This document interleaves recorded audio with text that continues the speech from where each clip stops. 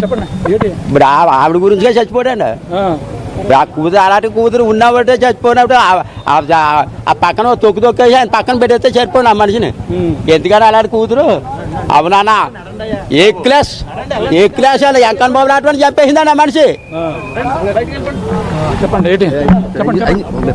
Sir ఏంటండి మహానుభావుడు అనుకూలాలకే ఆది పురుషులు లాంటి మహానుభావుడు మొదలైన పద్మనాభం గారు అంటండి అలాంటి వ్యక్తిని చంపేసింది.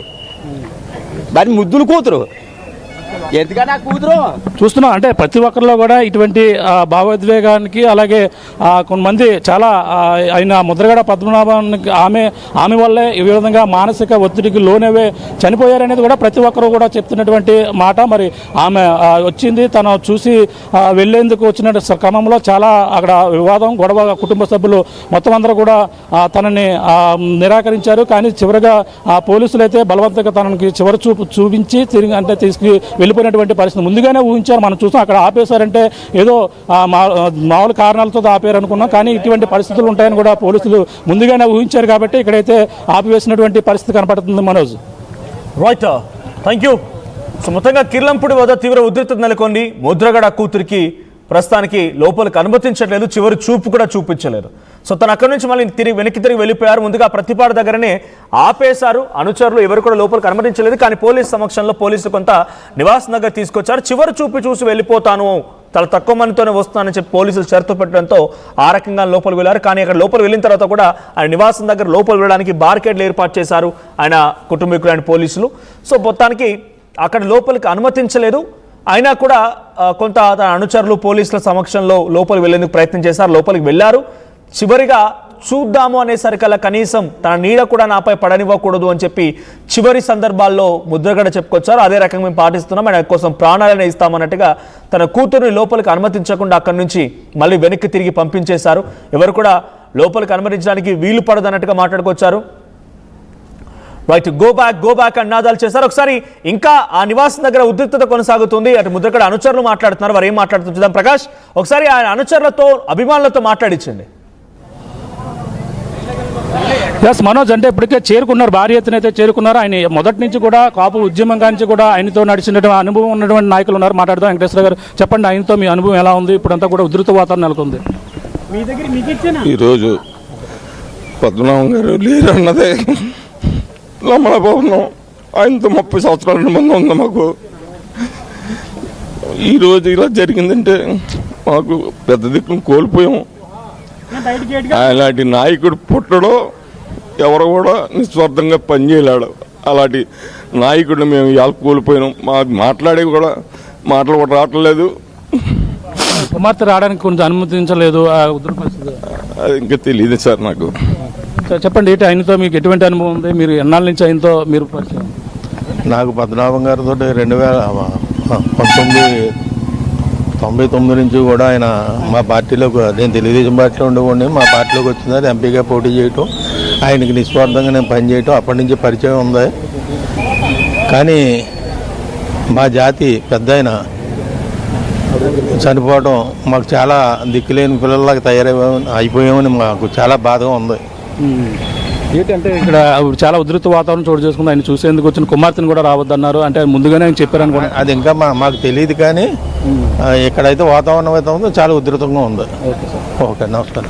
ఇప్పుడు అది ఒక్కొక్కరు కూడా వస్తున్నారు. అలాగే భారీ ఉద్రిక్తలు ఉండడం అయితే ఇక్కడ ముద్రగడ పద్మనాభం సంబంధించిన ఆ భౌతిక కాయాన్ని చివరి చూపు చూసేందుకు ప్రతి ఒక్కరు కూడా భారీ కార్యకర్తలు అయితే ఇక్కడికి జిల్లా నలుమూల నుంచి కూడా ఇక్కడికైతే చేరుకుంటున్న పరిస్థితులు ఉన్నాయి. అలాగే ప్రతి ఒక్కరు కూడా భావోద్వేగానికి గురవి తనతో ఉన్నటువంటి అనుభవాన్ని తనతో జరిగిన. ప్రకాష్, ఒక్కసారి హోల్డ్ లో గెట్ బ్యాక్ మీ దగ్గర మళ్ళీ వస్తాను. మరొక బ్రేకింగ్ న్యూస్ చూస్తున్నాం. కిర్లంపూడిలో తీవ్ర ఉద్రిక్తత నెలకొంది.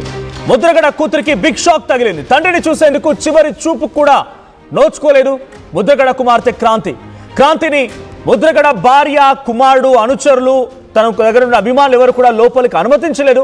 గో బ్యాక్ అన్నాదాలు చేశారు. ముందుగా బార్కెట్ దగ్గర అడ్డుకున్నారు. అక్కడి నుంచి పంపించాలని చూశారు.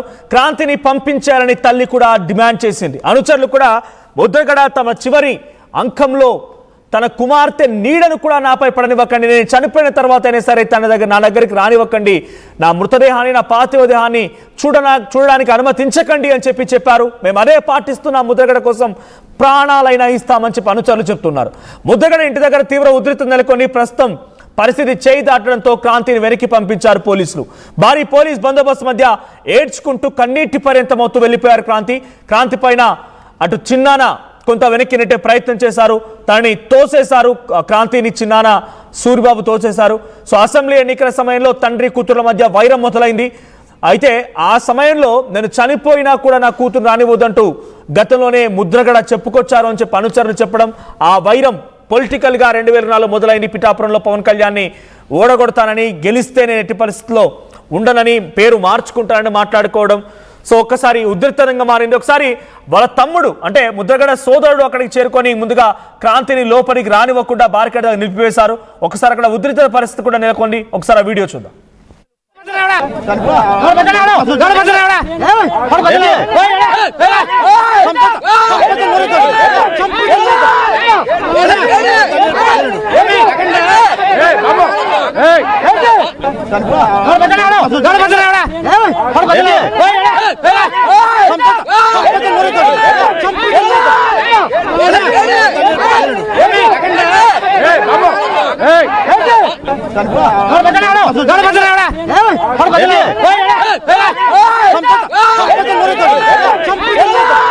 ఇక్కడ మీకు కనబడుతున్నటువంటి ఆ వ్యక్తి స్పెట్స్ పెట్టుకున్న ఆయనే ముద్రగడ సోదరుడు. ఎట్టి పరిస్థితుల్లో అనుమతించను అని చెప్పి వాళ్ళు వెనక్కి పంపించే ప్రయత్నం చేశారు. కానీ ఎట్టకేలకి పోలీస్ సంరక్షణలో చివరి వరకు ఆయన పార్థివ దేహం వరకు చేరుకున్నారు. కానీ చివరి చూపు కూడా చూడలేకపోయారు, అక్కడి నుంచి వెనుదిరిగి వెళ్ళిపోయారు. సో విజువల్స్ మనం చూస్తున్నాం, కన్నీటి పర్యంతమవుతున్నారు క్రాంతి, కొంత ఆవేదనకు గురవుతున్నారు, చివరి చూపు కూడా నోచుకోలేకపోయానటువంటి బాధ తనలో కనబడుతోంది. సో కానీ దీన్ని మాత్రం ముద్రగడ అనుచరులంతా యాక్షన్ అంటూ కూడా అరుపులు కేకలు పెట్టడం మనం చూసాం. సో లైవ్ లో మరిన్ని అప్డేట్స్ ప్రకాష్ అందిస్తారు. ప్రకాష్, సిచ్యువేషన్ ఏంటి ఇప్పుడు కిర్లంపూడి దగ్గర? ఆయన నివాసం దగ్గర ఎటువంటి ఉద్రిక్తత వాతావరణం నెలకొంది. సో క్రాంతిని అక్కడి నుంచి తిరిగి వెనక్కి పంపించేశారు పోలీస్ సంరక్షణలోనే. సో ఇప్పుడు ఇక మళ్ళీ తను వచ్చే అవకాశం ఏదైనా ఉందా? చివరి చూపు చూసుకోవడానికి వీలుంటుందా? ఇక అక్కడితో క్రాంతి రావడం ఆగిపోయినట్టేనా? చూసాం మనం, చాలా ఉధృతత నడుమ అయితే అలాగ తన తండ్రి చివరి చూపునైతే చూసేందుకు క్రాంతి రావడం జరిగింది. ఈ నేపథ్యంలో ఉధృత వాతావరణం అయితే ఇక్కడ నెలకొన్నటువంటి పరిస్థితి ముందుగానే ఊహించారు పోలీసులు. ఆ విధంగానే మనం చూసాం, పత్తిపాడు సమీపంలో కిల్లంపూడికి ఒక 6 కిలోమీటర్ల దూరంలో అయితే ముందుగానే నిలిపివేసి తనతో కూడా మాట్లాడారు. అక్కడ కుటుంబ సభ్యులు నువ్వు వచ్చేందుకు అందరూ కూడా అంగీకరించడం లేదు, తండ్రే చివరిసారిగా నిన్ను చూసేందుకు రావద్దని కూడా చెప్పారని కూడా వాళ్ళు చెప్పిన నేపథ్యంలో పోలీసులు కూడా అక్కడ అడ్డుకున్నారు, తన రావద్దని కూడా చెప్పారు. అంటే కుటుంబ సభ్యుల సూచన మేరకైతే మొదటగా పోలీసులు అడ్డుకున్నప్పటికీ వాళ్ళతో మాట్లాడంటే పోలీసులు చివరిగా తండ్రి భౌతికాయాన్ని చూస్తానని కూడా తను రిక్వెస్ట్ చేసిన పరిస్థితి ఉంది. ఆ నేపథ్యంలోనూ భారీ పోలీస్ ప్రొటెక్షన్ మధ్య అయితే